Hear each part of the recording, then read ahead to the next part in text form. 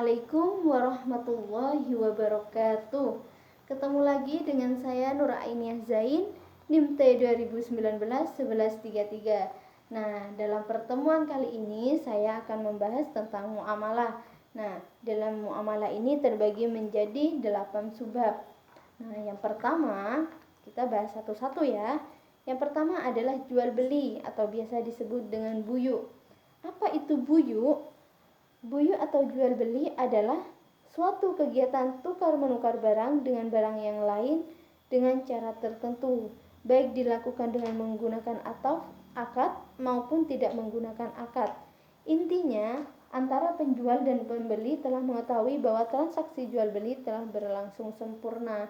Jadi buyu pembelian ini intinya seorang pembeli dan penjual sudah mengetahui bahwa transaksi tersebut telah berlangsung dengan sempurna.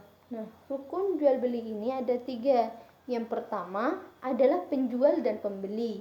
Yang kedua adalah uang atau benda yang dibeli.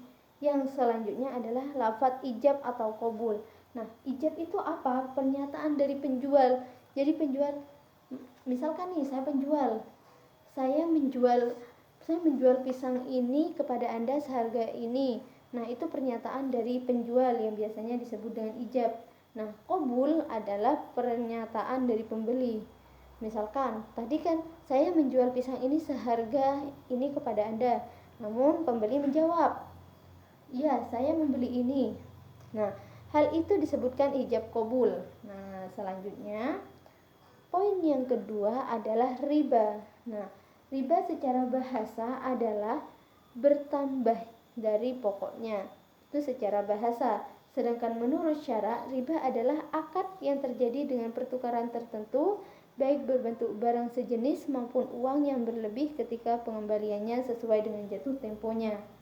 Nah, jadi riba ini adalah tambahan dari pokoknya akad dengan pertukaran tertentu, baik berbentuk barang sejenis maupun uang yang berlebih ketika pengembalian sesuai jatuh temponya. Jadi riba ini ada temponya. Nah, sesuai dengan jatuh temponya. Selanjutnya di sini adalah jenis-jenis riba, ada 2, yaitu riba fadli dan riba nasa'i. Nah, yang ketiga nih adalah syirkah. Apa itu syirkah? Syirkah secara bahasa berarti percampuran dan secara syara adalah ungkapan akad dari ketetapan hak terhadap sesuatu harta yang satu bagi 2 pada sisi usaha dagang. Jadi syirkah ini bisa lebih mudahnya bisa dikatakan dengan kerjasama antara 2 pihak. Nah, di sini ada sigot. Sigot adalah akad kesepakatan antara 2 pihak dalam bentuk lisan atau tulisan yang disaksikan orang-orang bahwa mereka sepakat untuk melakukan kerjasama. Nah, jadi sigot itu adalah akad kesepakatan. Jadi sigot ini adalah kesepakatan antara 2 pihak tadi. Nah, selanjutnya adalah orang-orang yang memiliki kompetensi dalam memberikan atau diberikan perwalian untuk menjalankan usaha mereka. Misalkan kita kerjasama, namun kita harus tahu bahwa orang yang kita ajak kerjasama memiliki potensi untuk memberi atau diberikan perwakilan untuk menjalankan usaha yang dibangunnya bersama. Selanjutnya modal atau dana untuk menjalankan usahanya. Yang terakhir adalah kerja yang menjadi ketentuan dasar dari syirkah ini.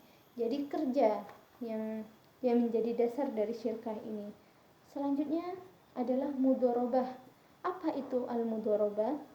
Al-mudharabah adalah bahasa yang digunakan oleh penduduk Irak yang secara bahasa memiliki arti potongan, berjalan atau kepergian. Sedangkan menurut istilah adalah akad antara pemilik modal dengan pengelola modal dengan syarat dengan keuntungan diperoleh oleh 2 pihak yang bersepakat. Nah, jadi mudharabah ini memiliki satu modal. Misalkan mudharabah ini contohnya ya, saya memiliki modal sebesar 10 juta. Nah, saya serahkan, saya bekerja sama dengan orang. Nah, orang tersebut hanya tinggal menjalankan saja. Namun modal itu murni dari saya. Namun ketika usahanya berjalan dengan lancar, namun membuahkan hasil, nah hasil tersebut saya bagi dua dengan orang yang bekerja dengan saya. Nah, rukun dari mudharabah ini ada 5. Yang pertama adalah pemodal, kedua sigot, yang ketiga modal atau dana, yang keempat pekerjaan, dan yang terakhir adalah keuntungan. Nah, selanjutnya adalah ijarah. Ijarah apa sih? Ijarah itu, ijarah secara bahasa memiliki arti menjual manfaat. Sedangkan menurut syara, ijarah adalah suatu jenis akad untuk mengambil manfaat dengan jalan penggantian. Pengertian manfaat di sini adalah sesuatu yang dapat disewa dan dikembalikan seperti semula. Barangnya jika telah habis masa sewanya. Jadi seperti sewa. Jadi akad ini seperti sewa. Ada temponya 1 tahun, 2 tahun. Jika sudah jatuh temponya, maka barang tersebut dikembalikan. Nah, di sini rukun-rukun ijarah ada 3. Yang pertama penyewa dan orang yang menyewakan. Yang kedua sewaan yang disyaratkan dapat diketahui dengan jelas. Dan yang ketiga, manfaat yang disyaratkan dapat dimanfaatkan oleh orang lain. Contohnya di sini, manfaat yang disyaratkan dapat dimanfaatkan oleh orang lain seperti berharga, berjangka waktu, dan diserah terimakan. Ijarah bisa batal dengan 3 hal. Jadi, akad ijarah ini juga bisa batal dengan 3 hal tersebut. Yang pertama adalah barangnya mengalami cacat. Jadi jika barangnya mengalami cacat namun kita ingin membatalkannya, maka hal itu tidak apa-apa untuk membatalkannya. Yang kedua adalah rusaknya barang yang disewakan. Seperti yang disewakan itu rumah atau mobil. Nah, gampangnya mobil ya, mobilnya kita tabrakan sehingga mobil tersebut rusak. Maka itu batal melakukan ijarah tersebut. Yang terakhir adalah berakhirnya waktu barang sewaan sesuai dengan perjanjian. Jadi di awal melakukan akad ijarah ini sudah ada perjanjian kapan jangka waktu ini telah habis tersebut ya, begitu. Jadi ijarah ini sesuai kesepakatan juga, bisa mudahnya begitu. Nah, yang keenam adalah ariyah. Ariyah secara hakikat adalah seseorang yang memberikan pinjaman sesuatu yang halal kepada orang lain untuk diambil manfaatnya dengan dikembalikan tanpa merusak barangnya. Jadi tidak boleh merusak barangnya. Namun secara majazi, ariyah adalah pinjam meminjam benda yang berkaitan dengan takaran. Dengan takaran, timbangan, hitungan. Nah, apa saja yang biasanya berkaitan dengan takaran, timbangan, dan hitungan? Misalkan telur. Nah, telur otomatis ditimbang. Juga uang juga biasa dihitung. Nah, ini juga contoh-contoh dari akad ariyah. Nah, yang ketujuh adalah arahan. Secara bahasa memiliki arti tetap dan lama. Sedangkan menurut syara, penahanan terhadap suatu barang dengan hak sehingga dapat dijadikan sebagai pembayaran dari barang tersebut. Nah, jadi bisa disebut, jadi simpelnya arahan ini bisa disebut jaminan kepercayaan dalam utang piutang. Misalkan saya punya utang banyak, namun untuk menjadi jaminannya orang tersebut meminta sertifikat rumah saya. Nah, itu bisa dimasukkan pada arahan ini. Rukun dari arahan ini ada 4, yaitu yang pertama adalah lafaz akad yang menyatakan sepakat. Nah, jadi di awal pasti ada kesepakatan. Yang kedua adalah orang yang menggadaikan dan orang yang menerima barang gadaian. Jadi ada yang menggadaikan, juga ada yang menerima penggadaiannya. Dan yang ketiga adalah barang jaminan seperti sertifikat yang saya contohkan tadi. Dan yang keempat adalah hutangnya. Nah, dan yang terakhir ini adalah ji'alah. Ji'alah secara bahasa berarti upah atau suatu prestasi.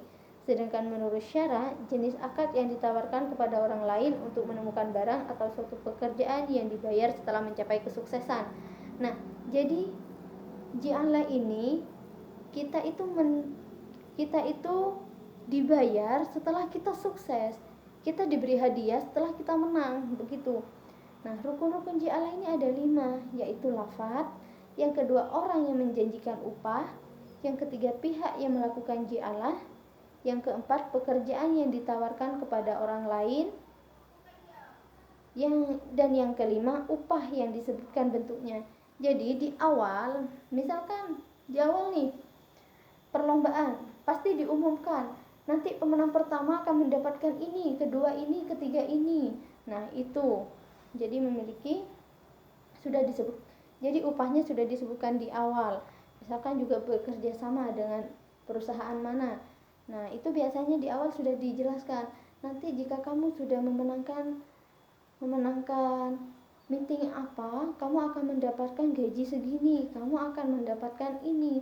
Nah, jadi hal tersebut bisa disebut ji'alah karena dibayar setelah melakukan pekerjaan.